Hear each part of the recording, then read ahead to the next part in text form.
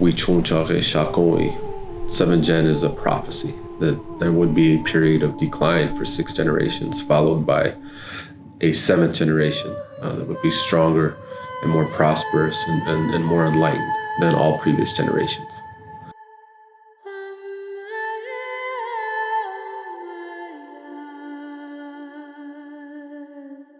We are to consider the implications of our decisions on the next 7 generations. Act in the best interests of your great-grandchildren's great-grandchildren. You're going to make a different set of decisions, but that are going to be beneficial to all of human society. Make moral and ethical-based decisions.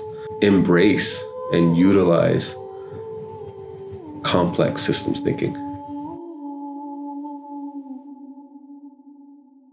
If we do all 3 of those things, we're going to have an amazing, wondrous, prosperous future as humanity. If we don't, things aren't going to work out so well.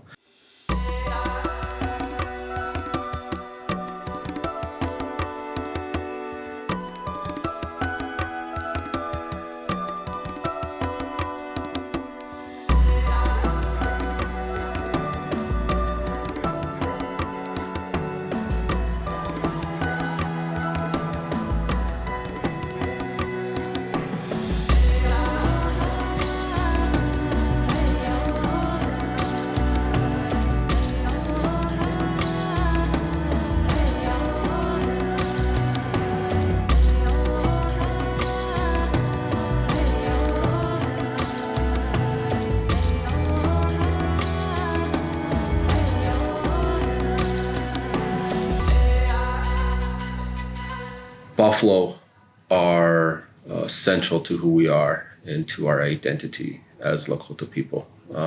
We are Buffalo people.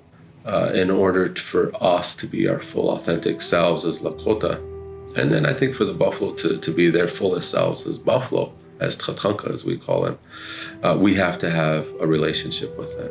When the Buffalo were gone, we were unable to feed, clothe ourselves. Our economy was destroyed. We had a buffalo-based economy.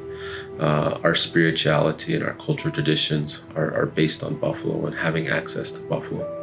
Much of the climate change discussion has focused, and rightly so, on forests and oceans. But we also need to include grasslands as part of the overall equation. And in this part of the world, in the Great Plains of North America, that necessarily includes putting buffalo back on the land. Buffalo are a keystone species that, lived, for many thousands of years in the Great Plains ecosystem, and the entire Great Plains ecosystem, was developed by buffalo. When buffalo were removed from the landscape, the land and the environment suffered as well. The amazing thing, though, is that when you put buffalo back on land, back into the ecosystem, they themselves begin to do ecological work. With the numbers of buffalo being so diminished, it's now our turn to take care of the buffalo. They took care of us, and now it's our turn to take care of them. Lakota Regenerative Buffalo Range is a 28,000 acre buffalo range that will be home to 1,500 bison when fully stocked. When fully stocked, it will represent and be the largest Native American and owned and managed buffalo herd in the world. We're just trying to reconnect with things that we've lost through boarding schools, through government, stuff like that. So we're just trying to go back and learn that stuff, and then we come here and then we try to pass it on to some of the interns that are interested in the kids and stuff, and hoping that we can just revive that whole buffalo people, because we were buffalo people back then. So we're just trying to bring that back into our culture and stuff.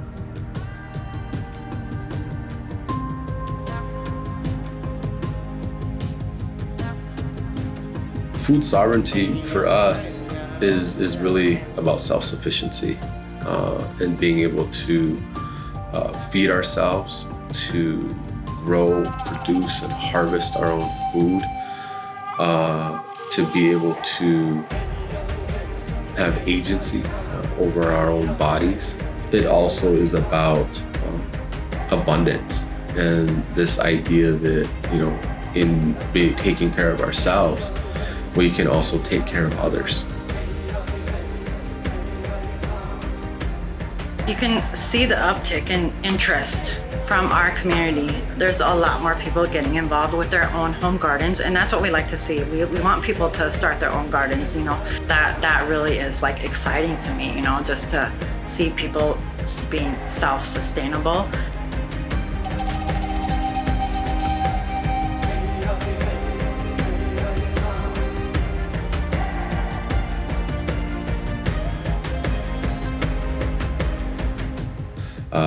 We have a teaching greenhouse and garden. We operate a local farmers market. We have various programming in a number of different areas, such as traditional foods, where we teach people how to harvest and prepare and preserve those different kinds of foods. Helping people and individuals begin to develop a healthy relationship with their own food. In their own unique ways, and to help people gain this kind of skills and knowledge to be able to do that.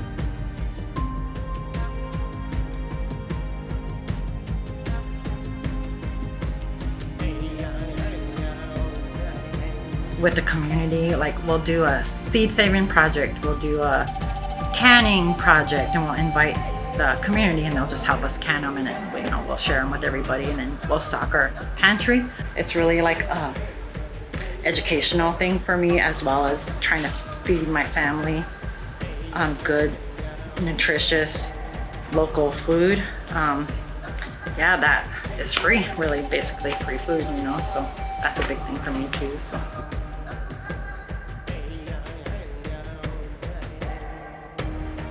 We think about the combining of thought in regards to Western thinking and then the indigenous thinkings. How can you create a cohesive nature between the indigenous and those that are? I think that, we continue to lean into the best of who we are as humans. Villains care about their children. Villains care about doing what's right, for their own people, for their own family. It doesn't matter who you are. Everyone cares about their children. Everyone wants to leave a legacy. And that's something that everyone can get behind. And there are parts of us, there are parts of every single human where we can connect with one another. And we can connect around family. We can connect around values. And so I think that tapping into some of those universal similarities is really important. Every single human on this planet has to eat. And food is one of the oldest ways that humans have connected with one another since our beginning. And if we utilize common values in food to connect with one another, to create bonds, then we can be relatives and friends with everyone on the planet.